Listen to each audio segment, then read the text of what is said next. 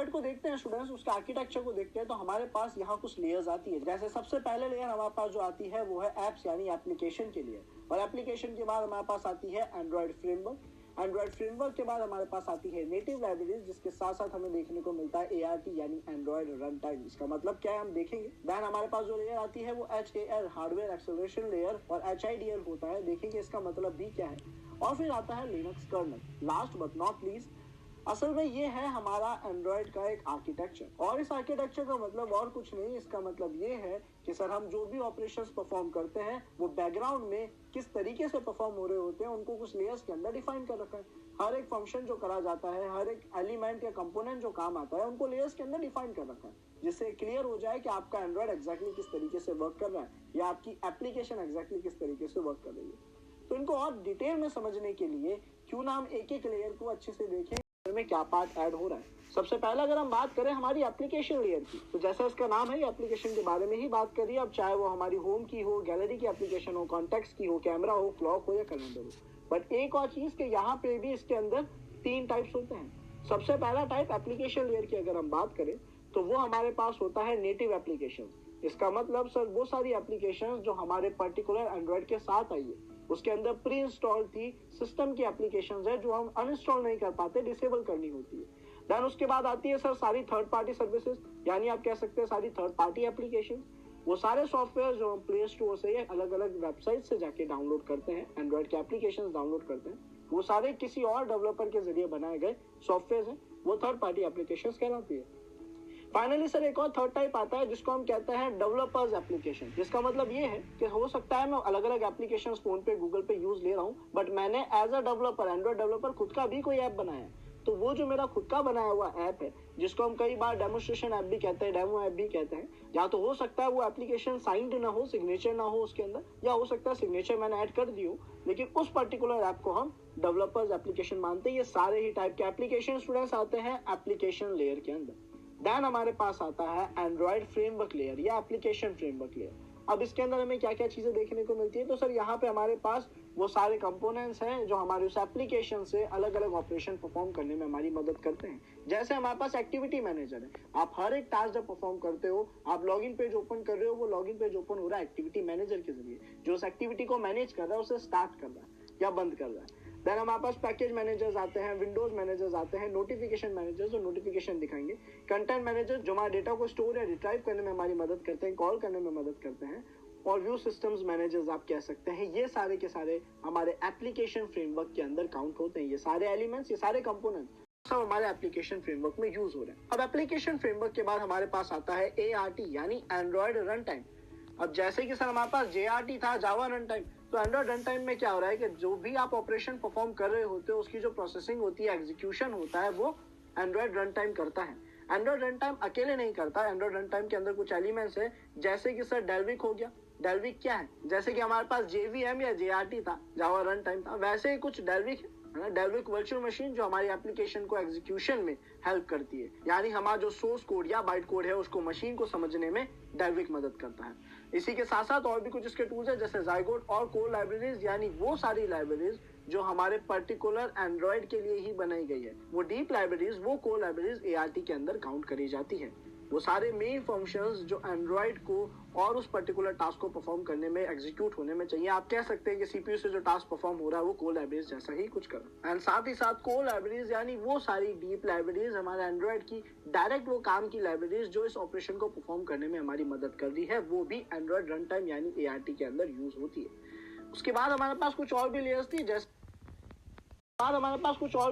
जैसे कि हम बात कर सकते हैं प्लेटफॉर्म लाइब्रेरीज की, जो प्लेटफॉर्म बेस्ड है, जैसे कि आप कह सकते हैं मीडिया, ग्राफिक्स, SQLite जो डेटाबेस को मैनेज करने के काम करता है। जब आप कुछ ड्रॉ करते हैं तो OpenGL वहाँ पे आपके काम आता है।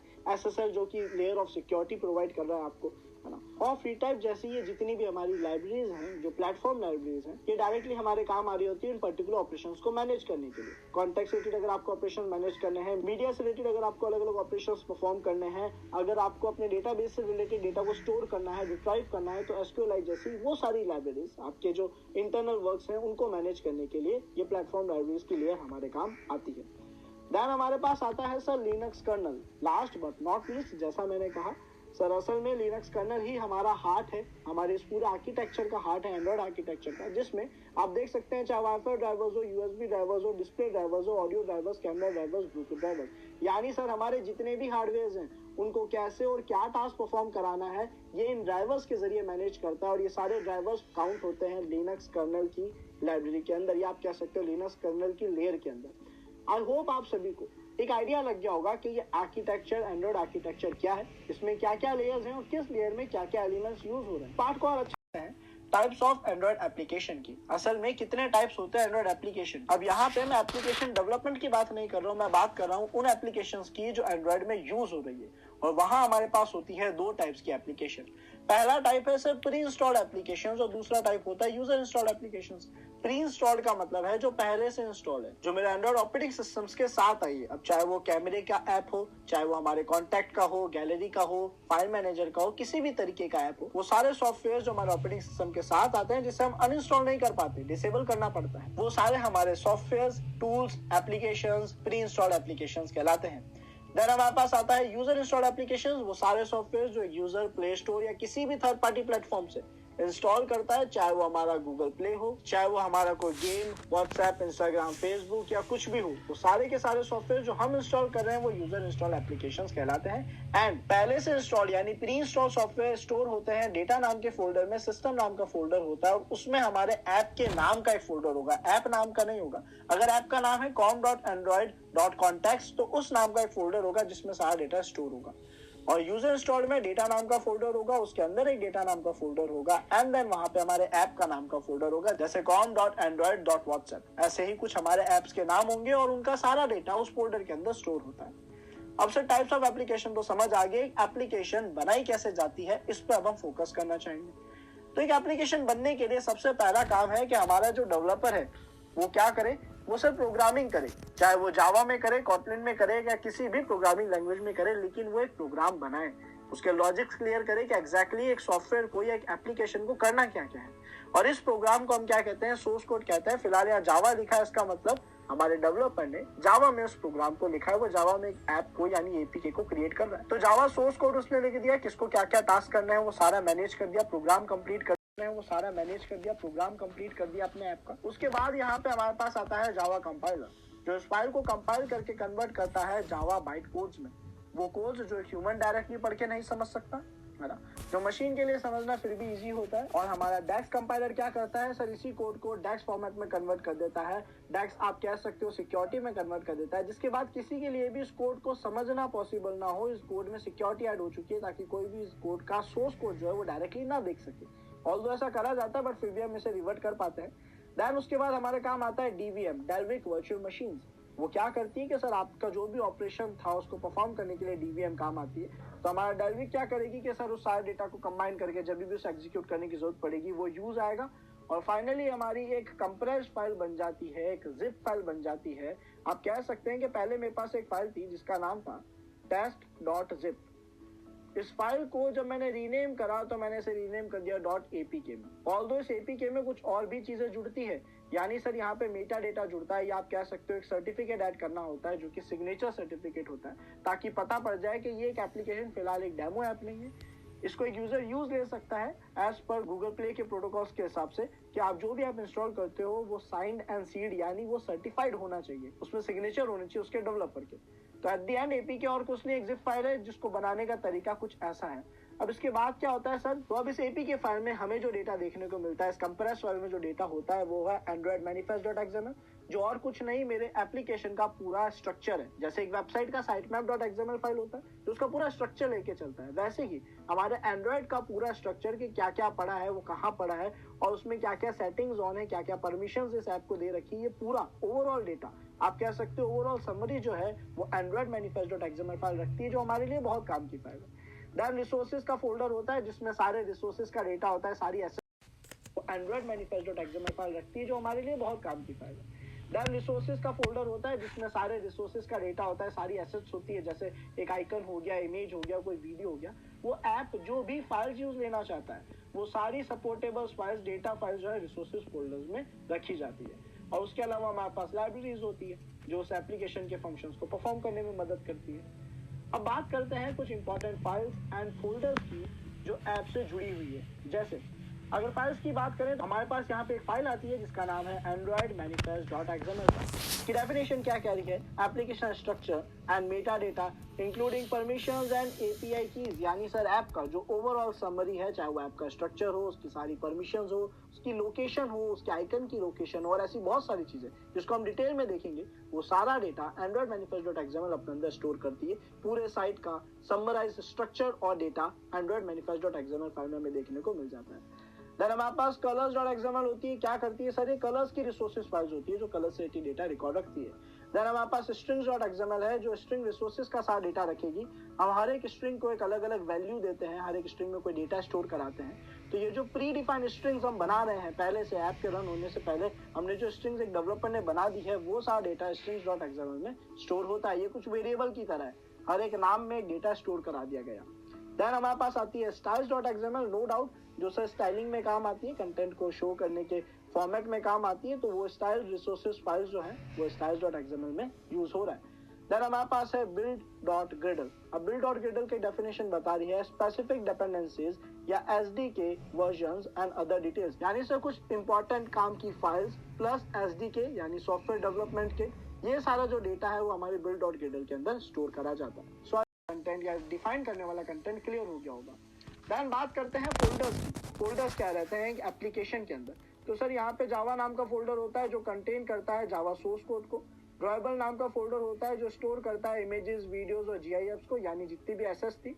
उसके अलावा लेआउट नाम का फोल्डर होता है जो डिफाइन करता है विजुअल स्ट्रक्चर, यानी जो आप UI देखते हैं वहाँ पे क्या चीज कहाँ पड़ी है और कैसा उसका स्ट्रक्चर है, वो सारी चीजें लेआउट डिफाइन करता है।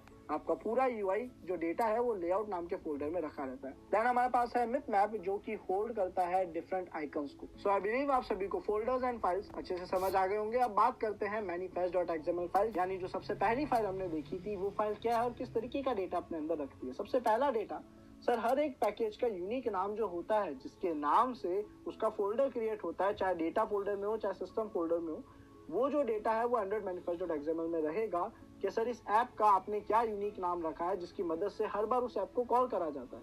तो ये नो डाउट हमारे लिए काम की इन्फॉर्मेशन है, बिकॉज इससे मुझे उसका फोल्डर भी मिल जाएगा और जब भी मुझे ऐप को कॉल करना होगा तो मैं इसी यूनिक पैकेज नेम से उसको कॉल करूंगा। देन हमारे पास आता है वर्जन इन्फॉर्मेशन। सर कोई भी third party services tool use लिए जा रहे हैं तो उसके वर्जन भी यहाँ डिफाइन कराए जाते हैं। देन आती है डेफिनेशंस। अब डेफिनेशंस में हो क्या रहा है कि कुछ डिफाइन करा गया है कि यही एक्टिविटीज बना रखी है, यही ब्रॉडकास्ट रिसीवर्स है, यही इंटेंस है।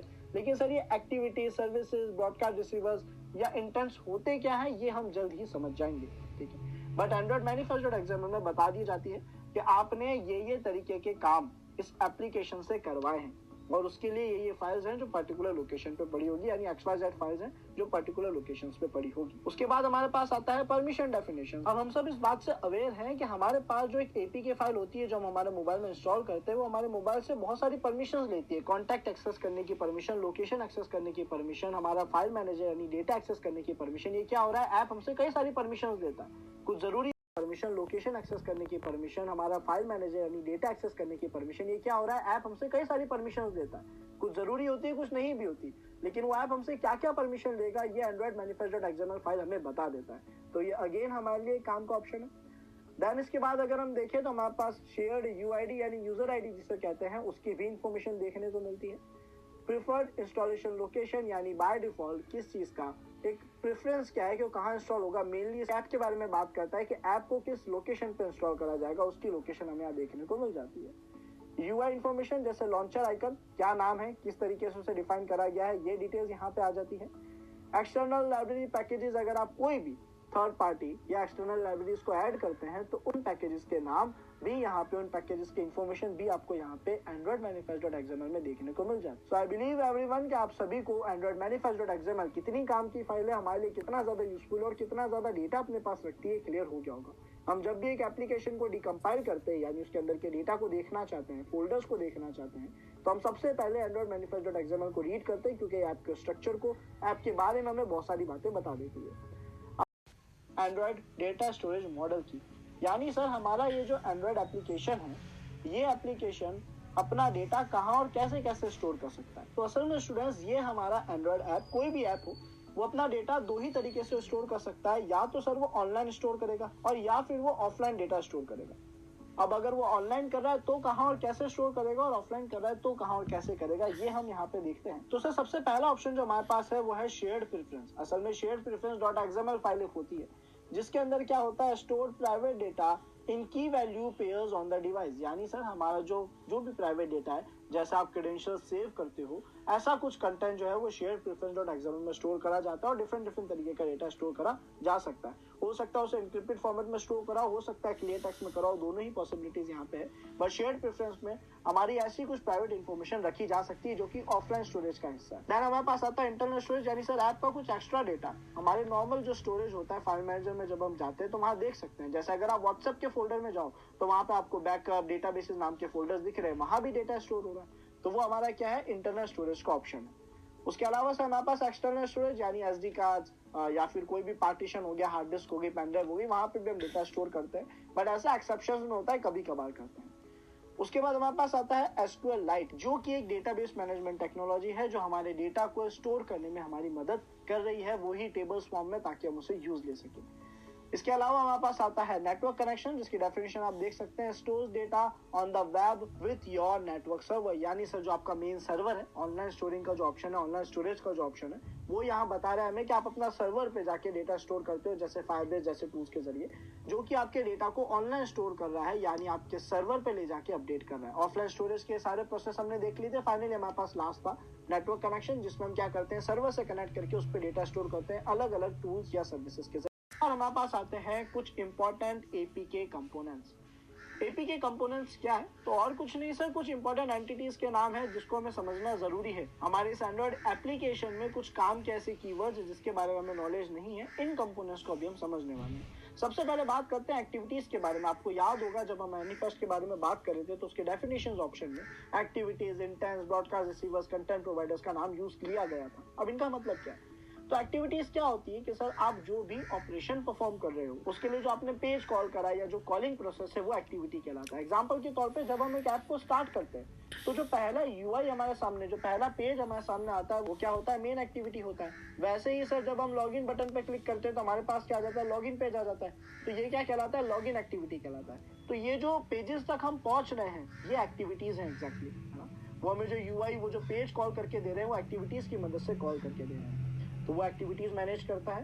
देन हमारे पास आता है इंटेंस, जिसका मतलब है कि सर एक ऐप जो इंटरनली कोई मैसेज या कम्युनिकेशन करता है वो इंटेंस का काम होता है। एग्जांपल के तौर पे अगर आपको कभी कोई कॉल करता है तो आप देखोगे कि आपको कॉल आने से पहले एकदम से एक नोटिफिकेशन आ जाता है जो बताता है कोई आपको कॉल करने की कोशिश कर रहा है। अब यहाँ क्या हुआ कि सर यहाँ पे यूज हो रहा होता है ब्रॉडकास्ट रिसीवर। ब्रॉडकास्ट रिसीवर का मतलब क्या होता है, एक ऐसा एलिमेंट जो बैठ के वेट कर रहा होता है किसी पर्टिकुलर एक्टिविटी या किसी टास्क के परफॉर्म होने का। जैसे ही वो एक्टिविटी परफॉर्म होती है वो उसके बारे में इन्फॉर्म कर देता है। एग्जांपल के तौर पे ब्रॉडकास्ट रिसीवर लगाया गया है कि जैसे कोई कॉल आया हमें बता देना, तो ब्रॉडकास्ट रिसीवर बैठ के वेट कर रहा है ना, रिसीविंग के लिए वेट कर रहा है, कंटिन्यूअस एक्टिव और वेट कर रहा है कि जैसे ये टास्क होगा मैं अपना काम कर दूंगा। तो अब अगर किसी ने कॉल करा तो ब्रॉडकास्ट रिसीवर को पता लग गया कि सर कॉल आया, तो वो क्या करेगा, इंटेंस के जरिए, यानी वो क्या करेगा, एक मैसेज डिलीवर करेगा, है ना, अपने ऐप तक कि सर एक कॉल आया है, ताकि वो उसके आगे ऑपरेशंस परफॉर्म कर सके, जो भी आगे के टास्क है वो कर सके। तो ये जो मैसेज डिलीवर हुआ ये एग्जैक्टली इंटेंस है, यानी ब्रॉडकास्ट रिसीवर के जरिए संदेश या मैसेज जो हमने भेजा है अपने ऐप तक के सर एक कॉल आया है, ताकि वो उसके आगे ऑपरेशंस परफॉर्म कर सके, जो भी आगे के टास्क है वो कर सके। तो ये जो मैसेज डिलीवर हुआ ये एग्जैक्टली इंटेंस है, यानी ब्रॉडकास्ट रिसीवर के जरिए संदेश या मैसेज जो हमने भेजा है ऐप तक वो हमारा इंटेंट है। देन हमारे पास आती है सर्विसेज, जैसे कि हम कोई भी ऑपरेशन परफॉर्म करते हैं, ब्लूटूथ स्टार्ट कर रहे हैं, बंद कर रहे हैं, ये सब क्या है, सर्विसेज है। उसके बाद हमारे पास आता है कंटेंट प्रोवाइडर, जो फोकस करता है हमारे डेटा रिट्रीविंग पे, यानी डेटा से रिलेटेड जो ऑपरेशन है, डेटा स्टोर करना, रिट्राइव करना, ये हमारे कंटेंट प्रोवाइडर्स मैनेज करते हैं। तो आई बिलीव आप सभी को एपीके के कुछ कंपोनेंट्स के नाम और उनके मतलब या काम करने का तरीका क्लियर